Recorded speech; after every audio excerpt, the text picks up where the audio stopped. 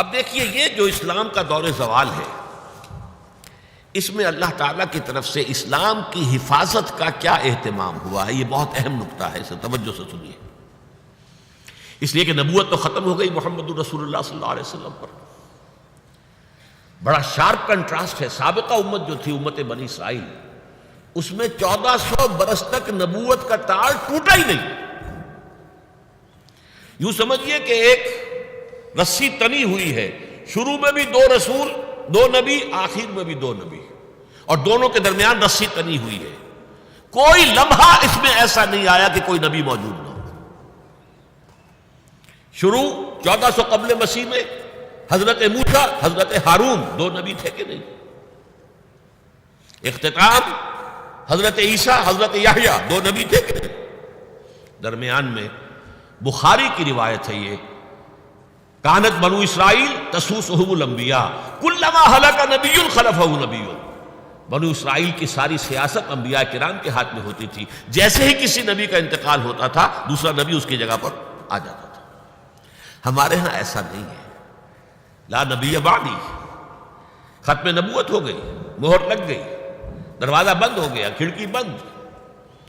لیکن اس دین کی حفاظت، انسان تو ختم نہیں ہوئے، انسانوں کے لیے رحمت کیسے جاری رہے؟ وہ تسلسل، وہ خلا جو ختم نبوت سے پیدا ہوا ہے، اسے اللہ تعالیٰ نے 3 چیزوں سے پورا کیا۔ نمبر 1، جو سورس آف گائیڈنس ہے، نوع انسان را پیام آخری حامل او رحمت للعالمین قرآن حکیم، اس کے متن کی حفاظت کی ذمہ داری اللہ نے لے لی۔ انا نحن نزلنا الذکر وانا لہ لحافظون۔ اس قرآن میں کوئی تحریف نہیں ہوگی، کوئی تبدیلی نہیں ہوگی۔ کوئی طالب حقیقت جب چاہے قرآن کے ذریعے سے ہدایت تک رسائی حاصل کر سکے۔ ایسا نہیں ہوگا کہ آدمی ڈھونڈتا پھرے اور اسے کہیں سے ہدایت نہ ملے، نہیں، قرآن موجود رہے گا۔ ترجموں میں تحریف ہو سکتی ہے، تفسیروں میں تحریفیں ہو سکتی ہیں، متن میں تحریف ممکن نہیں ہے۔ نمبر 2، اللہ تعالیٰ ہر صدی میں مجدد پیدا کرتا رہے گا۔ یہ سنن ابی داؤد کی روایت ہے جو میں آپ کو سنا رہا ہوں۔ ان اللہ یبعث لہذہ الامۃ علی رأس کل 100 سنۃ من یجدد لہا دینہا۔ حضرت ابو ہریرہ اس کے راوی ہیں۔ اللہ تعالیٰ اس امت میں ہر صدی کے سرے پر ایسی شخصیات کو کھڑا کرتا رہے گا جو دین کو تازہ کر دیں گے۔ یعنی دین کے اوپر جو غبار آ جاتا ہے، جیسے آئینہ ہوتا ہے، غبار آ گیا، گردہ آ گیا، آئینہ دھدلا گیا، آپ نے صاف کر دیا، اب آئینے میں آپ کی تصویر صاف نظر آ رہی۔ دین کی تعلیمات پر جب غبار اور گردہ آ جاتا تھا تو اللہ تعالیٰ جو ہے وقتاً فوقتاً ایسے صاحب ہمت لوگوں کو کھڑا کرتا رہا ہے، مجددین کو، کہ جنہوں نے دین کی اصل تعلیم کو تازہ کر کے، زندہ کر کے دنیا کے سامنے پیش کر دی۔ ان کے بارے میں یہ نوٹ کر لیجئے کہ علماء کا اس پر اجماع ہے کہ اس حدیث کا یہ مطلب لینا درست نہیں ہے کہ ایک صدی میں ایک ہی مجدد ہوگا، متعدد بھی ہو سکتے ہیں، بیک وقت بھی ہو سکتے ہیں کئی۔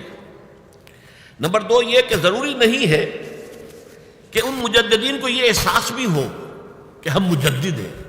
وہ دین کی خدمت کریں گے، دین کو صحیح تعلیمات کو دوبارہ اجاگر کر کے، روشن کر کے لوگوں کے سامنے لانے کی اپنی سی محنت اور جد و جہد کریں گے، لیکن یہ کہ انہیں ضروری نہیں ہے کہ یہ احساس ہو کہ ہم مجدد ہیں۔ نہ ہی یہ مجدد کوئی ایسی پوزیشن ہے، کوئی ایسا منصب ہے کہ جس پر ایمان لانا ضروری ہو، کہ اگر کوئی نہیں مانے گا تو گویا کہ اس کے اسلام یا ایمان میں کوئی کمی رہ جائے گی۔ نہیں، قطعاً نہیں۔ آپ کسی مجدد کو مجدد مانے ٹھیک ہے، نہ مانے تب بھی کوئی بات نہیں۔ تو اس حوالے سے ذرا اس میں احتیاط کی ضرورت ہے۔ تیسری بات میں نے عرض کیا تھا، 3 آپ اللہ نے انتظام کیے۔ متن قرآن کی حفاظت کا ذمہ خود لے لیا۔ ہر صدی میں ایسے مجددین پیدا ہوتے رہیں گے جو دین کی تعلیمات پر جو گرد و غبار آ جائے گا اسے ہٹا کر اس کی صحیح شکل پھر دکھا دیں گے۔ اور نمبر 3 یہ ضمانت دے دی کہ اس امت میں ایک گروہ ہمیشہ حق پر لازماً قائم رہے گا۔ کتنی ہی گمراہی پھیل جائے، ایسا نہیں ہوگا کہ پوری امت گمراہ ہو جائے۔ یہ متفق علیہ روایت ہے اور اس کے راوی حضرت امیر معاویہ ہے رضی اللہ تعالی عنہ۔ قال سمعت رسول اللہ صلی اللہ علیہ وسلم یقول لا يزال من امتی امت قائمۃ بامر اللہ لا يضرهم من خذلهم ولا من خالفهم حتى یاتی امر اللہ وهم علی ذلک۔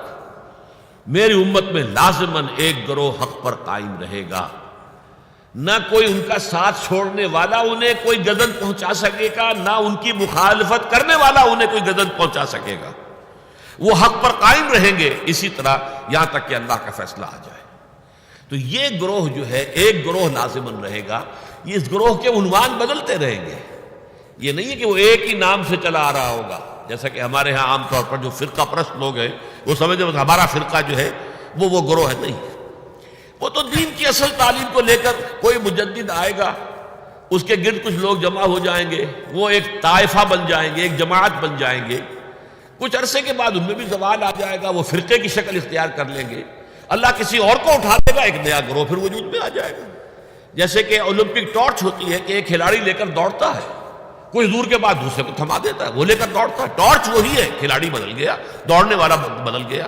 یا جیسے ڈاک کا نظام تھا شیر شاہ سوری کا، ڈھاکہ سے لے کر پشاور تک ہر 30 میل کے فاصلے پر جو ہے وہ جرنیلی سڑک کے اوپر چوکی تھی، تازہ دم گھوڑا تازہ دم سوار موجود ہے، ڈاک کا تھیلا جو ہے پچھلی چوکی سے جو 30 میل سرپٹ دوڑتا ہوا آیا ہے گھوڑا اور سوار، اب وہ تھک گئے ہیں، بے دم ہو گئے، وہ یہاں رک جائیں گے، تازہ دم جو ہے گھوڑا بھی اور سوار بھی وہ تھیلی کو لے گا اور آگے سرپٹ دوڑنا شروع کر دے گا، تھیلا وہی ہوگا لیکن گھوڑا اور اس کے سوار بدل جائیں گے۔ یہ کیفیت رہے گی اس طائفہ کی۔ لا یزال من امتی امتن، ایک امت ہوگی امت میں سے، چھوٹی امت ودن امہ، ایک تو بڑی امت ہوگی جو آج تقریباً 1.25 ارب یا 1.5 ارب مسلمان ہیں، 150 کروڑ یا 120 125 کروڑ مسلمان دنیا میں ہے، یہ ہے گریٹر مسلم امہ۔